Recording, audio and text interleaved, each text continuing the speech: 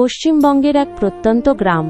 কুয়াশার মধ্যে দিয়ে শুভ হাঁটছে, কাঁধে হেঁসেলের হুঁকো আর হাতে খবরের কাগজের গাদা। আবার স্কুলে দেরি হবে, কিন্তু মা বলেছে চাল আনতেই হবে। সে চায়ের দোকানে সকাল 6টা থেকে 8টা কাজ করে, তারপর দৌড়ে স্কুলে যায় যেখানে সে ক্লাসে টপ করে সবসময়। বই কেনার টাকা নেই, সে স্কুলের পুরনো লাইব্রেরি বই পড়ে পড়ে সব মুখস্থ করে। শহরের সকাল। ঋষি ঘুম থেকে উঠে ফোনে ভিডিও দেখে। মা জোর করে বলছে স্কুলে যেতে। ওর বাসা এসি রুম, টিউটর, ট্যাব সব কিছু আছে। আন্তঃজেলা সাধারণ জ্ঞান ও বিজ্ঞান প্রতিযোগিতা শুরু হলো। গ্রামে শুভ একা এসেছে, তার জুতো ছেঁড়া, জামা পুরনো। ঋষি এসেছেন গাড়িতে, বাবার সঙ্গে নতুন কোট পরে। সবাইকে স্বাগত জানাই আমাদের আন্তঃজেলা সাধারণ জ্ঞান ও জীবন শিক্ষা প্রতিযোগিতায়। আজকের প্রতিযোগিতা হবে 3 ধাপে: তথ্য, চিন্তাশক্তি আর মানবিকতা। আমরা খুঁজব সেই প্রতিযোগীকে যার শুধু জ্ঞান নেই, জীবনের বোধও আছে। প্রস্তুত তো? প্রথম প্রশ্ন, ভারতের সংবিধান কবে কার্যকর হয়? 26শে জানুয়ারি 1950। ঠিক। শুভ? 26শে জানুয়ারি 1950। তবে সংবিধান খসড়া তৈরি হয়েছিল 1946 সালে। দারুণ অতিরিক্ত তথ্য। পরের প্রশ্ন, পানির সংকট মোকাবেলায় সবচেয়ে কার্যকর প্রযুক্তি কি? Water purifier. শুভ?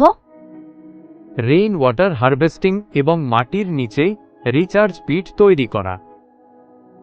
খুব ভালো, বাস্তবসম্মত চিন্তা। তৃতীয় প্রশ্ন, ISROর প্রথম সফল মঙ্গল অভিযান কী নামে পরিচিত?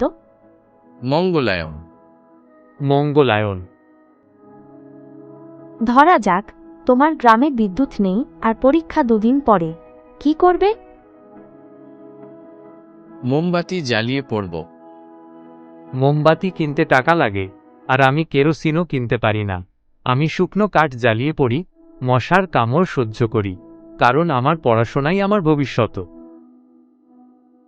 তোমার বন্ধু তোমার থেকে খারাপ নম্বর পেয়েছে আর সে তোমার খাতা নকল করতে চায়, কি করবে? না বলবো, অন্যায় করব না। আমি বলবো, তোমার খাতা না দেখে আমি তোমাকে পড়িয়ে দেব। সবাইকে সাহায্য করা উচিত। তোমার বাবা মা গরিব, পড়াশোনা আর সংসার কি করবে? ভ্রু কুঁচকে আমি টিউশন নেব। আমি সকালে চায়ের দোকানে কাজ করি, রাতে পড়ি। মা বলেন, শিক্ষা হলো এমন সম্পদ যা কেউ ছিনিয়ে নিতে পারে না। শেষ প্রশ্ন, তোমার জীবনের সবচেয়ে বড় শিক্ষা কি? সফল হতে টাকা, টেকনোলজি আর কোচিং দরকার। চেষ্টা আর মনোবল থাকলে সীমিত জিনিস দিয়েও অসীম অর্জন করা যায়। যেখানে আলো নেই, সেখানে আলো খুঁজে নিতে হয়। নির্ধারক মুহূর্ত, মঞ্চে বিচারকদের আলো বাড়ে। আজকের বিজয়ী হচ্ছেন শুভ, যিনি শুধু জ্ঞান নয়, মানবিকতা দেখিয়েছেন। দর্শকগণ উল্লাস করেন। শুভ কিছুটা লাজুক হলেও আনন্দিত। শুভ, তোমার মতো বন্ধু হলে ঋষিও শিখে যাবে কিভাবে আলোর দিকে হাঁটতে হয়। ভুলে যেও না, আমি হারিনি, তুই জিতেছিস। আমরা একসাথে শিখতে পারি। অবশ্যই, বন্ধু মানেই তো শেখা আর এগিয়ে চলা একসাথে। আমরা নতুন নতুন গল্প তৈরি করছি, কেমন লাগছে তা আমাদের কমেন্টে জানাতে ভুলবেন না। লাইক, শেয়ার, সাবস্ক্রাইব করুন আর গল্পের ভুবনের পাশে থাকুন।